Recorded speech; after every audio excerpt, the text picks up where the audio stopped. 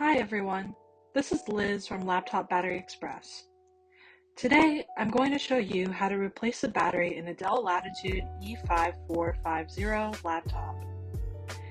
This laptop has a Dell G5M10 battery. Stay tuned until the end of the video for a coupon code used only at laptopbatteryexpress.com. First, what you'll need is your battery, a screwdriver that comes with your purchase, and a litter container to put your laptop battery screws in.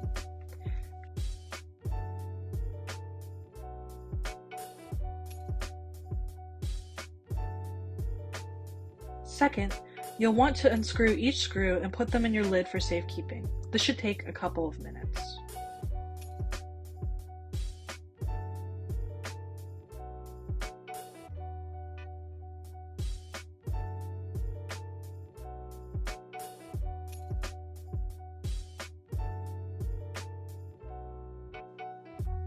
Once you're inside the laptop, you will see the battery. Unscrew the place-holding screws carefully. Your screwdriver should be magnetic.